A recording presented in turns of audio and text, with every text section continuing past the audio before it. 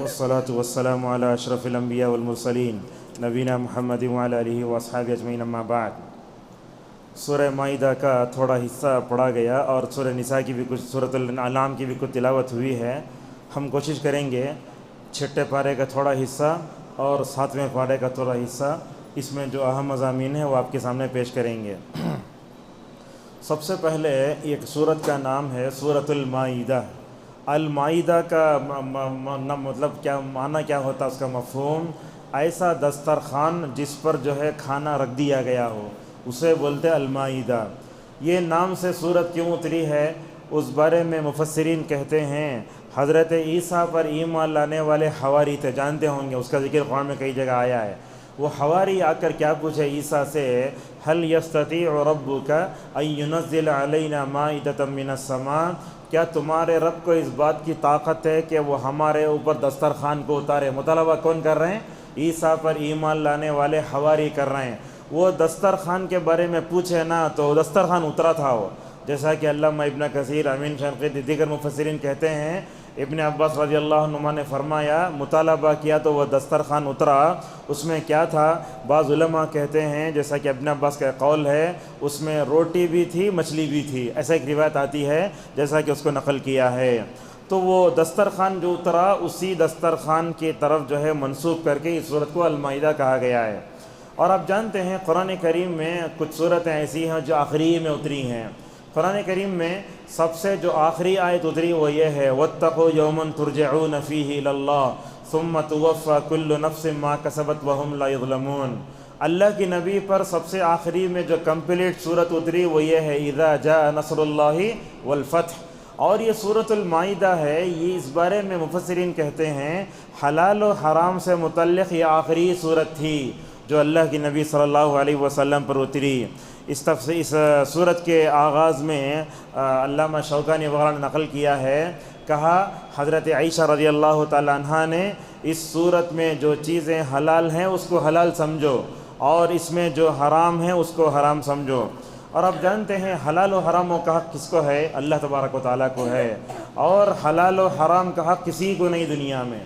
جیسا کہ 28ویں پارے میں ایک صورت ہے سورۃ التحریم۔ اللہ کی نبی صلی اللہ علیہ وسلم نے اپنی بیویوں کے بات کو سن کر کے، لونڈی کے بات کے جو ہے اس میں آ کر کے کیا کیا، اللہ کی نبی نے اپنی زندگی میں جو ہے وہ شہد کو حرام کر لیا تھا۔ اللہ نے کہا یا ایھا النبی لم تحرم ما احل اللہ لک تبتغی مرضات ازواجک، اے نبی آپ اپنی بیویوں کی مرضی پر چلتے ہوئے کئی کو حلال چیز کو حرام کرے، بلکہ اللہ تعالیٰ رسول اللہ صلی اللہ علیہ وسلم کو تنبیہ فرماتا ہے۔ لہٰذا یہ حلال و حرام کا حق کس کو ہے؟ صرف اللہ کو ہے۔ مجھے کوئی حق نہیں کہ جس کو چاہے حلال کہوں، مجھے یہ حق نہیں کہ جس کو چاہے حرام کہوں۔ ہمارے معاشرے میں تو ایسے جو ہے مطلب کیا ہے، مفتیاں پیدا ہو گئے ہیں، جس کو چاہے حلال بولتے، جس کو چاہے حرام بولتے، جس کو چاہے مکروہ بولتے، سمجھ میں نہیں آتا۔ اب ایسے لوگ بھی ہیں جو غیر علماء ہو کر سوالات کے جوابات دیتے ہیں۔ ذاکر نائک کو بھی دیکھے ہوں گے آپ، اسی میں سے ایڈوکیٹ فیض بھی ہیں۔ انہوں اپنے لائن میں رہ کر کچھ بولے تو صحیح رہتا، انہوں کیا کرتے، سوال کے جواب دینا شروع کر دیتے۔ عالم رہے تو سوال کا جواب دے تو صحیح رہتا وہ۔ اب ان سب لوگوں کو لا کر آپ سوال کے جواب دیے بولے تو، ایک ویڈیو میں ان سے پوچھا گیا مکروہ کسے بولتے مکروہ ڈبل حرام کو بولتے بولے ہیں۔ قرآن کی آیتیں غلط پڑھتے، حدیثیں غلط پڑھتے، لہذا اس طریقے سے اپنے لائن میں رہے وہ 10 کے بعد بچوں کیا کرنا، +2 کے بعد کیا کرنا، ہندوستانی قانون کیا، دستور ہند کیا، اس لائن میں رہے تو صحیح رہتا وہ سوال جواب کی اس میں آئے تو نعوذ باللہ کیا ہوتا ہے، ٹھوکریں لگتی ہیں۔ لہذا آپ لوگوں سے گزارش ہے کہ ربانی علماء جو ماشاءاللہ مدارس میں پڑھاتے رہتے ہیں، بڑے بڑے علماء ہیں، انہی سے سوال پوچھنا، انہی کا جواب ہمارے لیے مکمل طور پر معتبر ہوتا ہے۔ لہٰذا حلال و حرام ایک عظیم علم ہے۔ اللہ کے نبی صلی اللہ علیہ وسلم نے ماشاءاللہ یہ علم اپنے صحابہ میں سے معاذ بن جبل رضی اللہ عنہ کو دیا تھا، اور وہ کہتے ہیں معاذ بن جبل رضی اللہ عنہ کے بارے میں، حلال و حرام کے بارے میں زیادہ علم جو ہے صحابہ میں حضرت معاذ بن جبل رضی اللہ عنہ کو تھا۔ لہٰذا اگر آپ کو کوئی چیز پسند نہیں آئی تو آپ اسے مکروہ بھی نہیں بول سکتے۔ ایک مثال آپ کو دیتا ہوں، دیکھو رسول اللہ صلی اللہ علیہ وسلم دسترخوانے بیٹھے ہیں، گھوڑ پھوڑ جانتے ہیں آپ لوگ، چپکلی طرح کا بڑا، وہ اللہ کے نبی کے دسترخوان پہ رکھا ہوا ہے۔ سامنے خالد بن ولید بیٹھے ہیں رضی اللہ عنہ، اللہ کے نبی صلی اللہ علیہ وسلم کے سامنے رکھا گیا۔ آپ نے کہا یہ ہمارے ہاں ہوتا نہیں ہے، اب جیسے بنگلور میں ایک چیز ہوتی ہے یہاں نہیں ہوتی، وہ حلیم وہاں نہیں ملتا یہاں ملتا، اس لیے کہ حیدرآباد قریب ہے، ایسا مثال دے سکتے ہیں۔ اب اللہ کے نبی صلی اللہ علیہ وسلم نے کہا ہمارے پاس ہوتی نہیں، ہم لوگ کھاتے نہیں، آپ نے اس کو مکروہ نہیں کہا۔ دیکھو آپ کے سامنے حضرت خالد ابن رضی اللہ عنہ کھائے تو آپ نے خاموشی اختیار کی، لہذا کوئی چیز پسند نہیں ہے تو آپ اسے مکروہ نہیں بول سکتے۔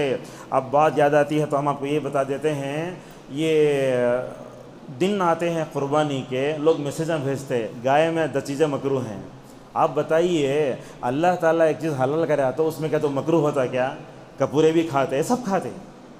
اب دیکھیں کھیڑے میں رہنے والے کیا اس میں کیا بھی ڈال جو کھا جاتے ہیں وہ لوگ۔ ہمارے لوگ کیا کرتے ہیں وہ بڑے گوشت نہیں کھاتے، اور ہمارے پاس یہ بڑی مصیبت ہے، جو بڑے کا گوشت تھا انہیں بی پی ایل نیچے، اور بکرے کا گوشت کھانے والے بڑے، ایسا ہمارے ذہنوں میں ایک معیار بن گیا ہے۔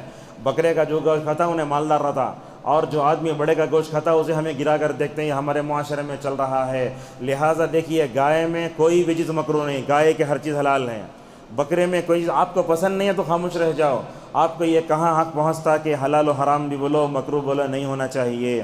اسی طرح گھوڑے کے گوشت کے بارے میں آتا ہے، حنفیہ کے پاس گھوڑے کا گوشت کھانا مکروہ ہے، لیکن حضرت جابر رضی اللہ عنہ کہتے ہیں کننا ناکل لحوم الخیل علی عہد النبی صلی اللہ علیہ وسلم، رسول اللہ کے زمانے میں ہم گھوڑے کا گوشت بھی کھاتے تھے۔ لہٰذا معلوم ہوتا ہے حلال و حرام کے حق کے بارے میں اپنے خواہش میں جو آتا وہ بھی نہیں بولنا۔ ایسے فتوے لوگ دیتے معلوم ہے، مثال کے طور پر ایسے آتا، وہ بقرعید کا وقت قریب آتا، علماء کیا کرتے 250 روپے لے کو گائے میں 10 چیزیں مکروہ ہیں، اور چونکہ ہم اس جگہ رہتے ہیں جہاں گائے کو خدا بولتے، اسی لیے اس کی قربانی کرنا مکروہ ہے، 250 روپے۔ وہ سوشل میڈیا میں آتا ہو مفتی پیسے لے رہا ہے اور فتویٰ دے رہا ہے، اس سب چیزوں کو نعوذ باللہ ہمارے معاشرے میں مشہور کرتے ہیں۔ اور ایک بات بھی ہے، باتیں بہت ہیں ہمارے پاس، یہ جو آتا ہے نا یہ عقیقہ، اس میں کیا کاٹنا؟ بکرا ہی کاٹنا چاہیے۔ بعض لوگوں کو دیکھتے کیا کرتے 7 بچے ہوئے تو 7 حصے گائے میں، یہ بھی غلط ہے۔ اور ایک بات یہ بھی ہے، کیرلا وغیرہ میں شاید ہمارے بھائی رہتے ہیں وہاں، بڑے بھائی، انہوں بولتے ہیں بکرے ملتے نہیں وہاں، لوگ عقیقے میں بھینس کاٹتے گائے کاٹتے، نہیں ہونا چاہیے۔ اللہ کے نبی صلی اللہ علیہ وسلم نے جو کاٹا ہے اسی کو کاٹیے۔ یہ 7 حصے جو قربانی میں ہیں وہ عقیقے میں نہیں ہوتے، لہذا اس طرح کی غلطیاں آپ مت کیجیے۔ اللہ تعالیٰ نے سورۃ المائدہ کے شروع میں کہا اے ایمان والو اللہ کی عہد کو پورا کرو۔ اللہ کا سب سے بڑا عہد کیا ہے؟ عقیدہ توحید ہے۔ ایک آیت آتی ہے سورۃ الاعراف میں، اللہ تبارک و تعالیٰ اس میں فرماتا ہے کہ میں نے تمام آدم کے بیٹوں کو جمع کیا، پھر میں نے پوچھا کیا میں تمہارا رب نہیں ہوں؟ الست بربکم قالوا بلا شہیدنا، بول دے۔ وہ کیا ہے؟ صلاح الدین یوسف رحمہ اللہ جو ہمارے پاس ترجمہ قرآن چھپا ہے، اس کے حاشیے میں حدیث لائے ہیں وہ، کہ اللہ تبارک و تعالیٰ نے سب کو جمع کیا اور پوچھا کہ میں تمہارا رب نہیں ہوں۔ یہ عرفے کے دن جمع کیا ہے، یہ عرفے کے دن ہی جمع کر کے سب سے عہد لیا ہے، اور عرفے کے دن کی جو دعا ہے اس میں بھی عقیدہ توحید کا ذکر ہے۔ لہٰذا معلوم ہوا اللہ تبارک و تعالیٰ کا سب سے بڑا عہد ہمارے اوپر ہے، وہ عقیدہ توحید ہے۔ تو عقیدہ توحید ہم اللہ جمع کے پوچھا سب کے روحوں کو کیا میں تمہارا رب نہیں ہوں؟ سب بلے بلا، مگر دنیا میں آنے کے بعد چونکہ عہد بھول جاتے ہیں، اس عہد کو یاد دلانے کے لیے اللہ تبارک و تعالیٰ دنیا میں رسولوں کو بھیجتا بھی ہے اور کتابیں نازل کرتا ہے، جیسا کہ علامہ ابن القیم رحمہ اللہ کہتے ہیں۔ اس میں کے بعد اللہ نے یہ بتائی دوسری آیت میں، حالت احرام میں شکار نہیں کرنا۔ کہتا شکار نہیں کرنا، ہم اگر دیکھیں حالت احرام میں خشکی کے جانور کا شکار نہیں کرنا چاہیے۔ اگر کوئی آدمی سمندر کے راستے سے جا رہا ہے، اگر حالت احرام میں ہے تو وہ کر سکتا ہے، جیسا کہ آیتوں میں آگے آیتیں آتی ہیں احل لکم صید البحر وطعامہ متاعا لکم وللسیارہ۔ لیکن ایسا ہے رسول صلی اللہ علیہ وسلم کے زمانے میں کیا ہوا، صحابہ اکرام حالت احرام میں ہیں، کچھ لوگ لا کے جو ہے وہ مطلب کیا کرے شکاری کا گوشت دیے۔ اللہ کے نبی پوچھے یہ اونچ لا کو دیے کہ نہ تمہیں اشارہ کرے؟ تو حالت احرام میں جو صحابہ تھے انہوں بولے نہیں ہمیں اشارہ کرے، بولے یہ نہیں کھانا، تمہارے لیے جائز نہیں ہے۔ انہوں خود شکار کر کو لا کے ہمارے پاس تو کھا سکتے، مگر ہمارے حکم پر ہمارے اشارے پر اگر وہ لا کر دیتے ہیں تو نہیں کھانا چاہیے۔ اور اس کے بعد اللہ نے یہ بھی کہا حرمت والے مہینے ہدی کے جانور کی جو ہے کیا حرمت پامال نہیں کرنا چاہیے۔ पुराने ज़माने में क्या होता था, लोग मक्के को जाते हुए जानवर ले जाते थे। कौन सा जानवर? कुर्बानी का। उसके गले में क्या करते थे, एक कलादा डालते थे, हार, जैसे हमारे पास होता है। लोग क्या करते हैं, वो 11वीं के ज़माने में रबीउ सानी के मौके पर वो डालते हैं। क्या बोला? तो अब्दुल क़ादर जिलानी का बकरा, ये हमारे पास नाम ही है, क़ादर वली का बकरा, उसे कौन भी हाथी नहीं छूना, अच्छा डालते हैं। उस वक्त क्या करते थे, वो उसको गले में हार डाल के मक्के ले जाते थे, ये बताने के लिए कि ये जानवर मुक़द्दस काम के लिए जा रहा है। लिहाजा पुराने ज़माने में लोगों को लूटते थे ना, अल्लाह के नबी सल्लल्लाहु अलैहि वसल्लम बता रहे हैं ये अमल करके कि तुम जो है बुरी नीयत से मत देखो, उसे काटना भी नहीं और उसे जो है छूना भी नहीं, वो जाकर जो है वहाँ मुकम्मल तौर पर अल्लाह के राह में ज़बह किया जाएगा। उसके बाद अल्लाह ने क़ायदा बताया, तावनु अलल बिर्रि वत्तक़वा, क्या बताया?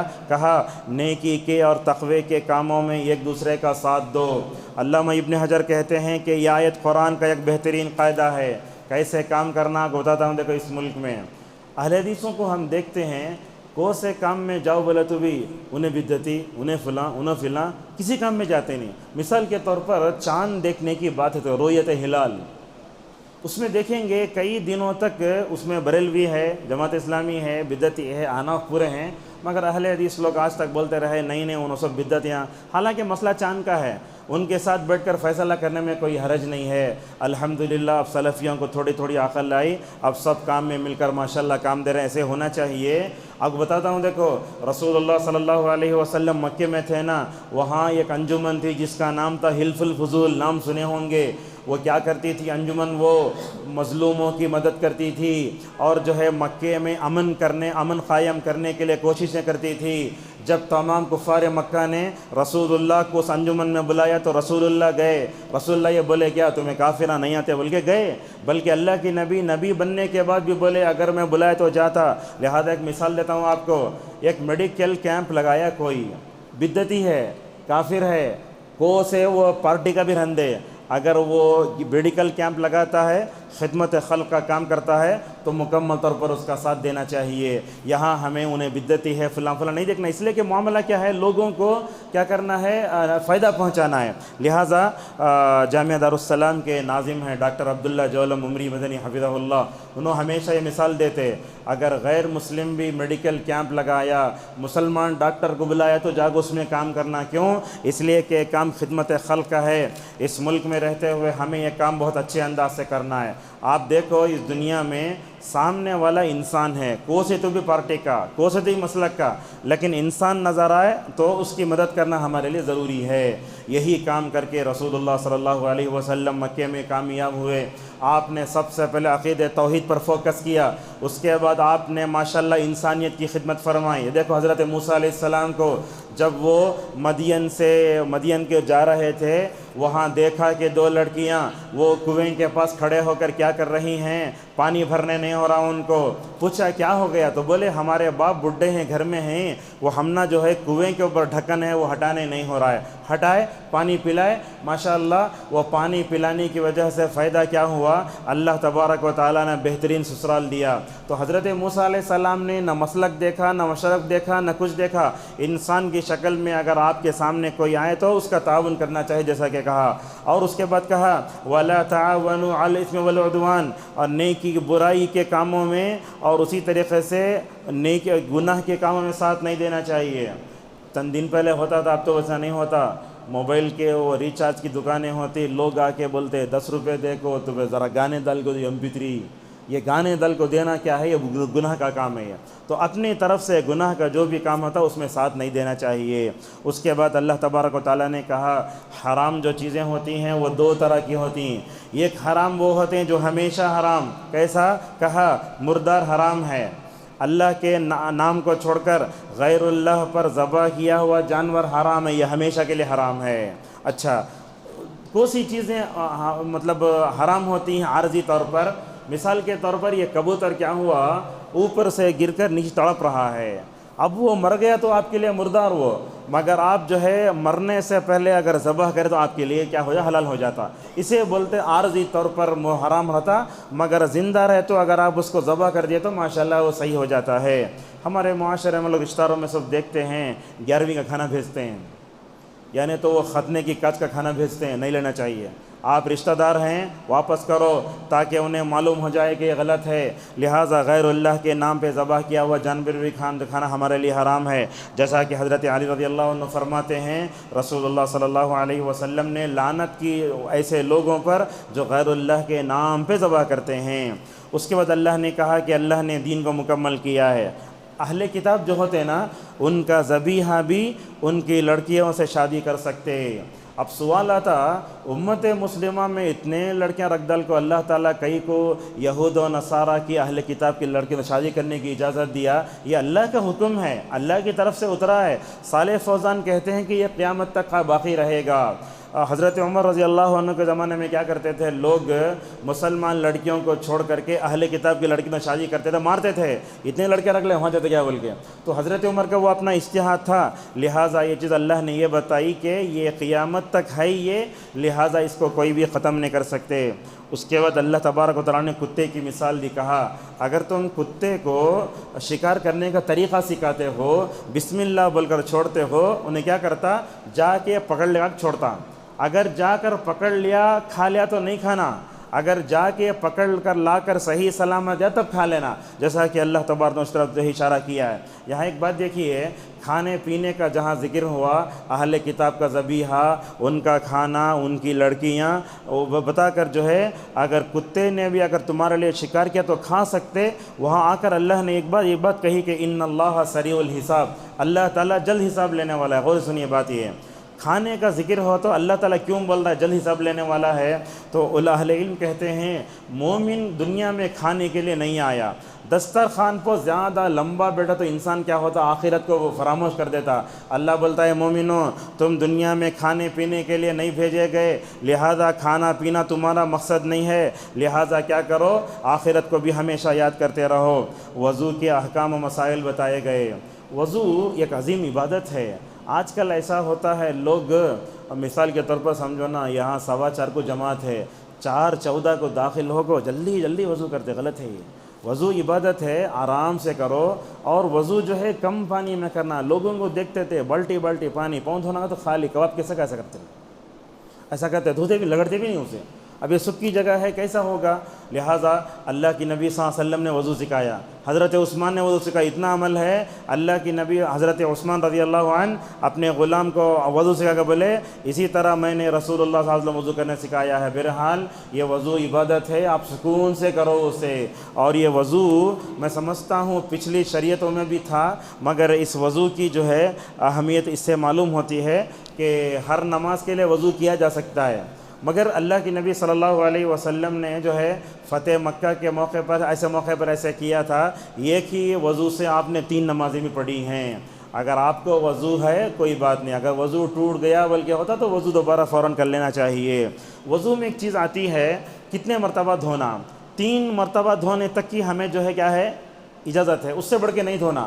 اب لوگوں کو دیکھتے ہیں 4 مرتبہ، 5 مرتبہ، گھروں میں بھی دیکھتے ہوں گے، خواتین بھی سنتے ہیں درس، یہ وضو کرتے وقت صابن بیچ میں آ جاتا، کتنے مرتبہ تو معلوم ہی نہیں ہو رہا، صابن سے دھو رہے ہیں، فلاں کر رہے ہیں، برش کر رہے ہیں، نہیں، دیکھو صابن سے دھونے پہلے دھو لیا آپ، اس کے بعد میں وضو کر رہا، دونوں کو ملا تو 2 بالٹی پانی چلے جاتا اس میں۔ لہٰذا وضو ایک عبادت ہے۔ رسول اللہ صلی اللہ علیہ وسلم شاید میں سمجھتا ہوں 10 روپے کا جو باٹل ہے نا، اس پانی میں اللہ کے نبی وضو کر لیتے تھے۔ جامعہ دارالسلام کے استاد کو ہم دیکھتے تھے، عبدالکبیر صاحب رحمہ اللہ، ماشاءاللہ بہت بڑی لمبی زندگی پائے، وہ ہاؤس کے پاس آتے عمر آباد میں، تو چاہے ہاؤس میں ہاتھ ڈالے تو ڈالتے ہی پانی باہر آتا۔ انہوں کیا کرتے، کمرے سے نکلتے وقت ایک جگ لے لیتے، وہ جگ لے کے آ کے وہ ہاؤس میں سے پانی ڈبا کے ایک کچ مطلب جو ہے وہ مطلب جگ میں وضو کر لیتے۔ اور یہ وضو میں اسراف کرنا گناہ کبیرہ ہے۔ حضرت سعد رضی اللہ عنہ کو رسول اللہ نے دیکھا بہتی نہر کے پاس کیا کر رہے ہیں، خوب پانی سٹ رہے ہیں صحابی۔ آپ نے کہا یا سعد لا تسرف فی الماء وان کنت علی نہر جار، آپ نے کہا اے سعد اگر تو تم بہتی نہر کے پاس ہی کیوں نہ ہو تب بھی جو ہے کیا نہ کرو، پانی میں اسراف نہ کرو۔ تو 1 لیٹر پانی میں جہاں تک ہو سکے وضو کرنے کی کوشش کرو۔ ہمارے پاس تو شاور کھول لیے تو ہمیں کیا نہاتے، حمام کی دیواریں بھی ساتھ میں نہاتی ہیں، پورا حمام گلا کر کو آتے، یہ سب ہو رہا ہے ہمارے پاس۔ بچوں کو ذرا توجہ دلاؤ. ثم لتسألن یومئذ عن النعیم، قیامت کے دن ہر نعمت کے بارے میں پوچھا جائے گا.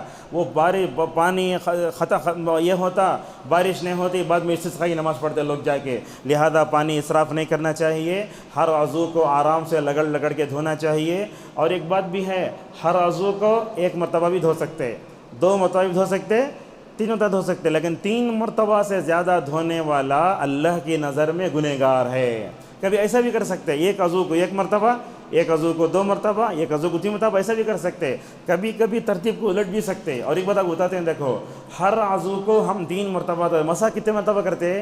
1 مرتبہ کرتے.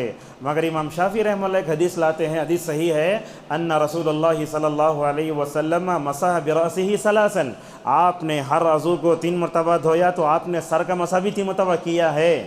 تو آپ زندگی میں کبھی ایک سنت پر عمل کرو.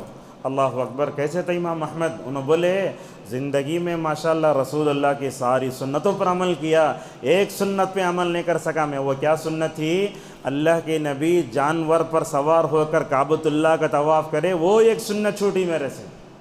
کیسے تھے اسلاف؟ ہر سنت زندگی میں عمل کر لینا. کبھی 3 رکعت وتر پڑھتے، کبھی 5 بھی پڑھ لینا، کبھی 7 بھی پڑھ لینا، اور کبھی وتر میں دعا چھوڑ بھی ڈالنا. ہمیں عبد الرحمن سدیس کو دیکھیے مکے میں ایک دن اعلان کریں، دیکھو ائمہ غور سے سن لو، یہ قنوت وتر کی دعا پڑھتے نا لوگ ضروری سمجھ جاتے، آج ہم دعا نہیں پڑھیں گے، 3 رکعت پڑھ کر رکوع کر ڈالنا. ایسا بھی کرنے سے ماشاءاللہ لوگوں کو جو ہے چیز معلوم ہوتی ہے. لہٰذا وضو توجہ سے کرنا چاہیے، اور وضو کرنے کا طریقہ عورتوں مردوں کو سکھانا چاہیے. خواتین بھی گھروں میں وضو کرتے، آپ لوگ دیکھے ہوں گے. ایسا کرے تو والی بال مار سے کرتا خالی، یہ سر پر لگتا نہیں ہاتھ. ہوا ہمیں گھر میں دیکھتے ہیں عورتوں کو سمجھ میں نہیں آتا کیا گھر میں مطلب کیا ہے، گلہ ہے نا، کیا ہوگا نہیں. دیکھیے اللہ کی نبی صلی اللہ علیہ وسلم وضو کرتے تھے، یہ 3 انگلیاں ہیں نا، ایسے لے کے یہاں سے لے جاتے، پورا ہاتھوں جو ہے سر کو لگ کے رہنا ایسا، اور گدی تک لے جا کے پورا والی بال کیسے کا اوپر نہیں لے کر آنا، برابر اس سے لگا کے لا کے سامنے چھوڑنا چاہیے. یہ عورتوں کا جو ہے جب بتاتے ہیں تو ان کو وہ نہیں سنتے، وضو ہو گیا بولتے ہیں. رسول صلی اللہ علیہ وسلم نے دیکھا ایک صحابی کو ایڑی سوکھی تھی، آپ نے کہا جتنا ناخن کے برابر بھی سوکھا ہو تو جہنم کے گزے چھوئے گی. لہٰذا وضو جو ہے کیا ہے، اپنی بیوی کو سکھاؤ، اپنے بچوں کو سکھاؤ. رسول اللہ صلی اللہ علیہ وسلم نے وضو کے بارے میں 3 دعائیں پڑھی، یہاں لکھی ہیں. لہٰذا وضو بہترین چیز ہے، اس کی فضیلت بہت ہے. آپ نے فرمایا قیامت کے دن کیا ہوگا، جہاں تک اعضائے وضو جائیں گے وہاں تک جو ہے کنگن پہنائے جائیں گے. روایت میں یہ بھی آیا، اللہ کی نبی نے پوچھا گیا یا رسول اللہ قیامت کے دن آپ اپنی امت کو کیسے پہچانیں گے؟ آپ نے فرمایا میری امت کے جو لوگ ہیں نا، جہاں تک اعضاء جو ہے ہوں گے وہ چمکیں گے. لہٰذا وضو ڈھنگ سے کرو، آرام سے کرو، اور یہ وضو میں اسراف نہ کرو، جیسا کہ کچھ چیزیں میں نے آپ کے سامنے بتائیں. اس کے بعد اللہ نے کہا کہ نصارہ کافر ہیں. بنی اسرائیل کو اللہ نے کیا کیا دیا اس کا ذکر ہے. اللہ نے من و سلوہ اتارا، اللہ نے فرعون سے نجات دی، اور اللہ نے کیا کیا دیا، نبی بھیجے، بادشاہ بھیجے، اور اپنے وقت کی افضل ترین قوم بھی بتایا. یہاں اللہ تبارک و تعالیٰ نے جو ہے بیت المقدس کا ذکر کیا ہے. آپ جانتے ہیں بیت المقدس کیا ہے، دنیا کی دوسری بڑی مسجد ہے. کعبۃ اللہ بننے کے 40 سال کے بعد کون سی مسجد بنی؟ مسجد اقصیٰ. اسے بیت المقدس ہی بولتے. مسجد اقصیٰ کیوں بولتے بولے تو عربی میں اقصیٰ کا معنی کنارے کا آتا ہے. وہ مسجد کعبۃ اللہ سے دور کنارے پر ہے، اس لیے اس کو مسجد اقصیٰ کہتے ہیں. اللہ کی نبی صلی اللہ علیہ وسلم نے ثواب کی نیت سے 3 مسجدوں کی طرف سفر کرنے کا آپ نے حکم دیا ہے. پرسوں بتائے تھے کہ مسجد اقصیٰ میں 1 نماز پڑھنے کا ثواب 250 نمازوں کا ثواب ہے. اس کو ماشاءاللہ سلیمان علیہ السلام نے تعمیر فرمائی، مکمل کیا. اور بیت المقدس یہ ہمارا قبلہ ہی ہے، اور تھا سو یہ چینج ہو گیا، اور وہ وہی جگہ ہے جہاں سے رسول صلی اللہ علیہ وسلم کو اسراء و معراج کا سفر کرایا گیا. اچھا، اس کو کون کون کب کب فتح کرے؟ 3 مرتبہ اب تک فتح ہو گیا ہوا. حضرت یوشع بن نون حضرت موسیٰ علیہ السلام کے ساتھ وہ خضر سے ملاقات کرنے میں ساتھ میں انہوں کیٹل میں مچھلی رکھ لے تھے نا، انہوں چو حضرت یوشع بن نون بولتے ہیں ان کو، غلام تھے، بعد میں اللہ نے ان کو نبی بنایا. حضرت یوشع کی قیادت میں بنی اسرائیل بیت المقدس کو فتح کرنے جا رہے ہیں. جب جا رہے ہیں تو کیا ہوا، سورج کے غروب ہونے کا وقت ہو گیا. اللہ کی نبی صلی اللہ علیہ وسلم نے فرمایا پوری دنیا میں صرف ایک نبی کے واسطے کام کرنے کے لیے سورج کو دیر سے غروب کیا گیا. کائنات میں اللہ تبدیلی لاتا بیت المقدس کے لیے. اللہ نے سورج کو حکم دیا سورج دیر سے غروب ہونا، اس لیے کہ بیت المقدس فتح ہونا ہے، کرنے والے کون؟ یوشع بن نون اور ساتھ بنی اسرائیل ہیں، گئے ماشاءاللہ پورا کام داخل ہو گئے، فتح ہو گیا۔ اس دن جو ہے سورج دیر سے غروب ہوا، بخاری کی روایت ہے، ایک تو ہو گیا۔ اور اس کے بعد اس کو فتح کرنے والے حضرت عمر فاروق رضی اللہ عنہ نے، کیا شان ہے حضرت عمر رضی اللہ عنہ کی، دیکھو جس وقت جو ہے بیت المقدس فتح کرنا ہے، غلام کو اوپر بیٹھا کے وقت کا خلیفہ وہ جو ہے گھوڑے مطلب اونٹ کی یا جانور کی جو ہے رسی پکڑے جا رہا ہے، لوگوں نے کہا امیر المومنین اوپر بیٹھنا، غلام نیچے رہنا، کیا حالت تھی۔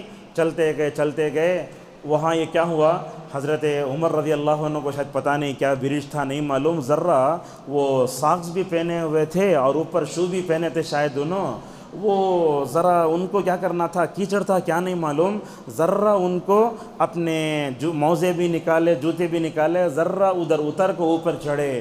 عبد الرحمن ابن عوف رضی اللہ عنہ نے کہا اے امیر المومنین، آپ کو اتنی تکلیف پڑنے کی ضرورت کیا ہے، ہمیں بولتے تو آپ کے لیے راستہ آسان فرماتے تھے۔ اس وقت حضرت عمر رضی اللہ عنہ نے ابو عبیدہ بن جرہ رضی اللہ عنہ سے کہا اے ابو عبیدہ، یاد رکھو مسلمان کی عزت جوتے میں ساکس میں نہیں ہے، مسلمان کی عزت تو اسلام سے وابستہ ہونے میں ہے۔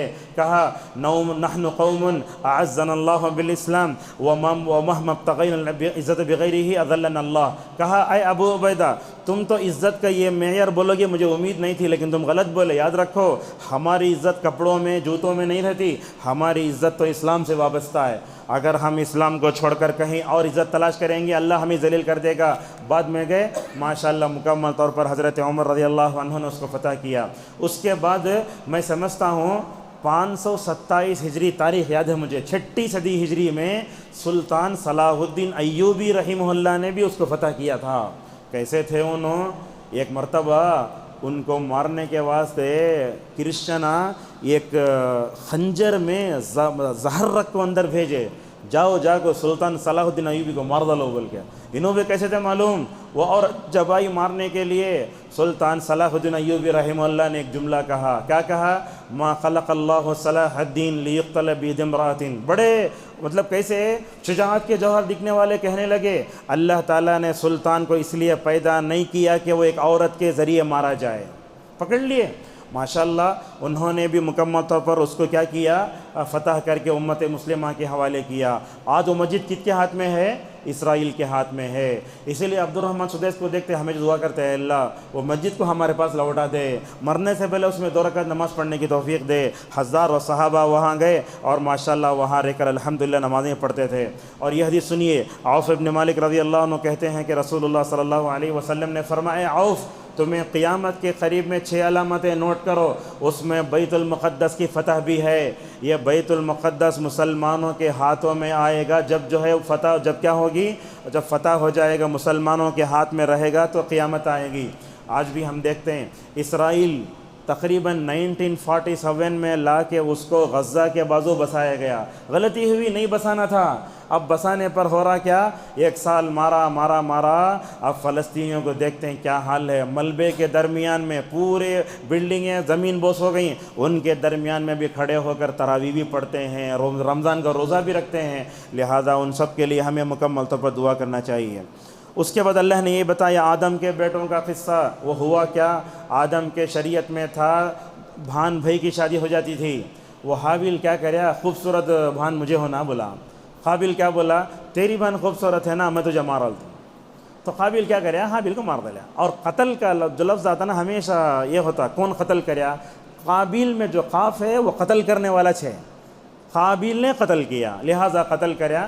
اس کے بعد ہوا کیا، اب وہ دنیا کا پہلا قتل تھا یہ، اب دفن کرنے کا طریقہ بھی نہیں تھا، اب بیٹھ گیا کیا کرنا میں، اللہ کوے کو بھیجا، انہیں کیا کیا، کوا اس کے سامنے کیا، بولا ارے میں کتنا افسوس ہو گیا نا، انسان آدم کا بیٹا ہو گیا، مجھے کوے کی طرح ہو گیا نا میں۔ اس واقعے کے بعد سے ہی دفن کرنے کی تاریخ مکمل طور پر شروع ہوئی۔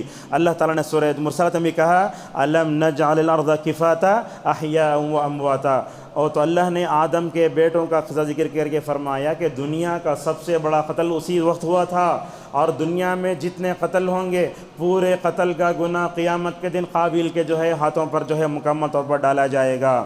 اسلام میں جو گنڈے ہوتے ہیں ان کی بھی اللہ تعالیٰ نے مذمت بن فرمائی، چوری کی سزا. چوری کسے بولتے ہیں معلوم ہے؟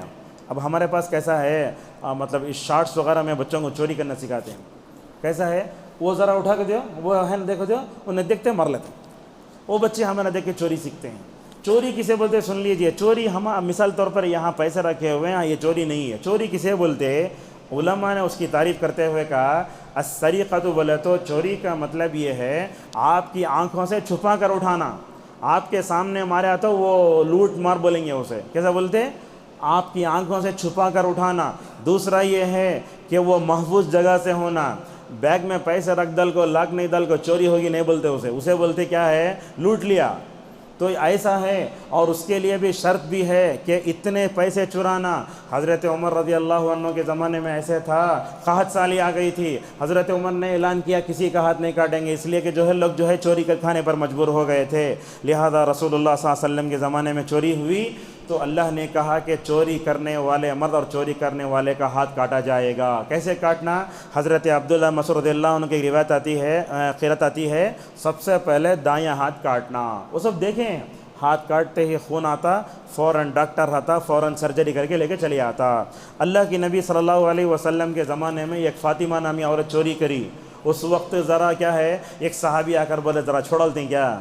تو اللہ کی نبی نے فرمایا میری بیٹی فاطمہ بھی چوری کا تو میں ہاتھ کاٹتا. اچھا، ایک مرتبہ چوری کرے تو یہ ہاتھ کاٹے، دوسری مرتبہ یہ کاٹنا کیا؟ تو اس بارے میں علماء کے درمیان میں اختلاف ہے.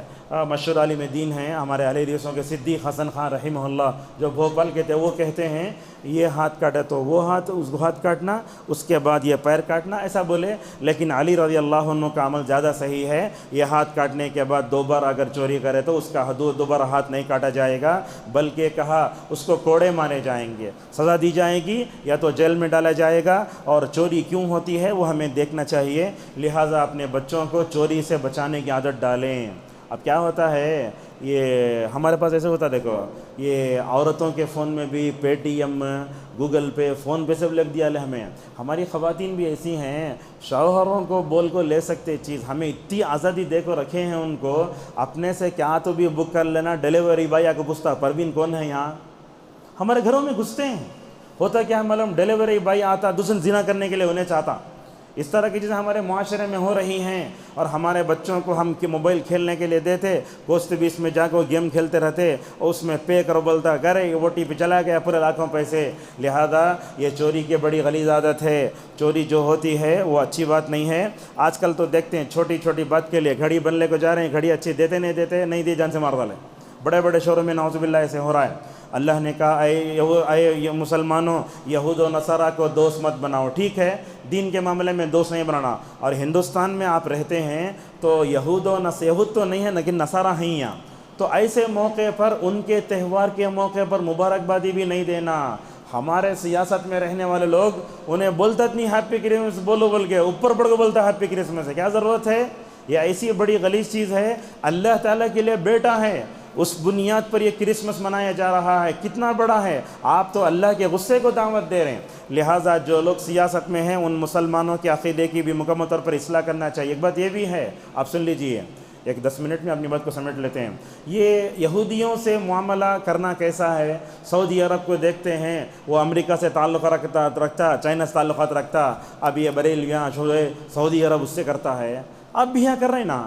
ہارڈ ویئر دکان میں جاتا، شیعہ کے پاس ہے، بوہرے کے پاس ہے، کافرہ کے پاس، سب بھی ہیں. انہوں بھی کیا کر رہے ہیں؟ ایکسپورٹ امپورٹ کا کام کر رہے ہیں. سونا لیتے، چاول لو، وہ دو، وہ سب کر رہے ہیں.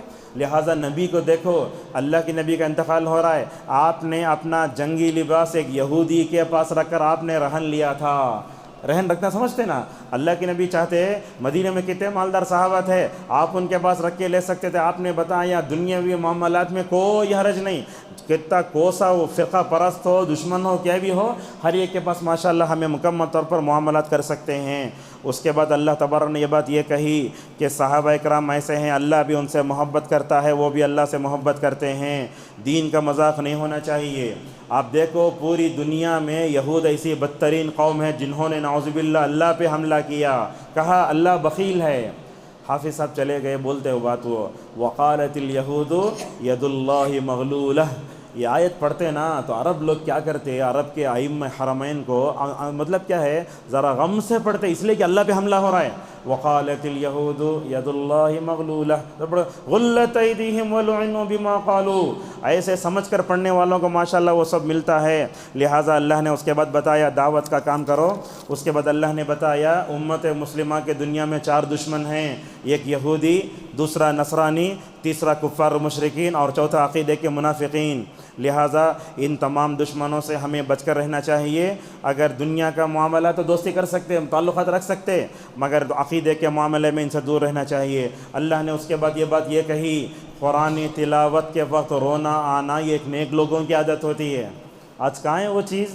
دل نرم بھی نہیں پڑتا، ہم معنی سمجھتے نہیں۔ عرب میں ایسا رہتا ماشاءاللہ، وہ پڑھنے والے کا تقوی، انہیں ایسا روتا پیچھے والا ترجمہ نہیں سمجھاتے بھی پوری مسجد روتے رہتی۔ وہ ایسے تو ہوا حضرت جعفر بن ابی طالب رضی اللہ عنہ نجاشی کے دربار میں گئے تو تقریر کرنے لگے۔ حضرت جعفر نے کیا کیا؟ سورہ مریم کی ابتدائی آیتیں پڑھیں جس میں حضرت مریم علیہ السلام کا پاکیزہ تصور پیش کیا گیا۔ جعفر رضی اللہ عنہ ایسے انداز سے پڑھے قرآن کی آیتیں، نجاشی سن کر رونے لگا۔ اللہ نے جو ہے آیتیں اتاریں، وَإِذَا سَمِعُوا مَا أُنزِلَ إِلَى الرَّسُولِ تَرَىٰ أَعْيُنَهُمْ تَفِيضُ مِنَ الدَّمْعِ مِمَّا عَرَفُوا مِنَ الْحَقِّ۔ مسند احمد کی روایت آتا ہے، اس دربار میں ام سلمہ رضی اللہ عنہ تھی، وہ کہتی ہیں ایسا رویا نجاشی رضی اللہ عنہ، صحابی اس کے درس میں آتے وہ، تو ایسا رویا انجیل کے جتنے حصے تھے درباری بیٹھ کے روتے روتے پورے بھیگ گئے۔ رسول صلی اللہ علیہ وسلم قرآن پڑھ کے بڑا روتے تھے۔ آپ کی عبداللہ ابن شقیق رضی اللہ عنہ کی روایت آتی ہے، کہا وفی صدرہ عزیز کعزیز المرجل، ایک ہانڈی میں پانی رکھ کر اگر چولہے پہ تو کیسا ہوتا ویسا روتے تھے نبی کریم صلی اللہ علیہ وسلم۔ اور ابو بکر بھی بہت روتے تھے، جیسا کہ میں نے کہا عمر رضی اللہ عنہ تو اتنا روتے، یہ آنکھ سے لے کر یہاں تک ابن عباس کو بھی عمر کو بھی کالی لکیریں پڑ گئی تھیں۔ ایک دن سورہ یوسف پڑھ کے رو رہے ہیں، سورہ یوسف کیسا معلوم ہونا کیسا ہے، حضرت یعقوب پر کیا گزری ہوگی، وہاں اس وقت مائک بھی نہیں، بولتے ہیں صحابہ حضرت عمر رضی اللہ عنہ اپنے زمانے میں سورہ یوسف پڑھے کھڑے ہو کر، یہاں میں آخری صف میں کھڑے ہو کر حضرت جو ہے عمر رضی اللہ عنہ کے رونے کی آواز کو جو ہے مکمل طور پر سن رہا تھا۔ بلکہ بعض روایتوں میں ابن القیم رحمہ اللہ جل لکھتے ہیں حضرت عمر ایک دن جو ہے وہ سورہ طور پڑھ کر اتنا روئے بیماری چھو گئے، لوگ دیکھنے بھی آ گئے۔ اب ہماری خواتین بھی ہیں، فلموں میں اگر کیا تو بھی یہ ہوا تو دیکھ کر رونا آتا، ہمیں گناہوں پر رونا نہیں آتا، قرآن دیکھ کر پڑھنا رونا نہیں آتا۔ عائشہ رضی اللہ عنہ کے بارے میں آتا ہے، ایک دن وہ کھڑے ہو کر رو رہی ہیں، بولتے ہیں تابعین صحابہ اکرام جا کر واپس آ گئے تو بھی رونا ہے۔ ایک دن روتے روتے ہچکیوں میں آ گئیں، پوچھنے والا نے پوچھا اے عائشہ کیا ہے رونے کی وجہ، تو کہنے لگیں اللہ نے کہا اے نبی کی بیویوں گھروں میں ٹھہری رہو۔ اور نبی کی بیویاں ماشاءاللہ اللہ اور اس کے رسول کی نافرمانی بہت کم کریں، 2 مثالیں ہیں، ورنہ تو ماشاءاللہ اللہ کی اطاعت کرنا، رسول اللہ کی اطاعت کرنا۔ ہوا کیا، عائشہ رضی اللہ عنہ وہ علی سے جنگ کرنے کے لیے جنگ جمل میں نکلی تھیں، جب جا کر واپس آئی تو اس آیت کے پر پہنچتی اے نبی کی بیوی گھروں میں ٹھہری رہو، خوب روتی ہچکیاں پہ آ جاتی۔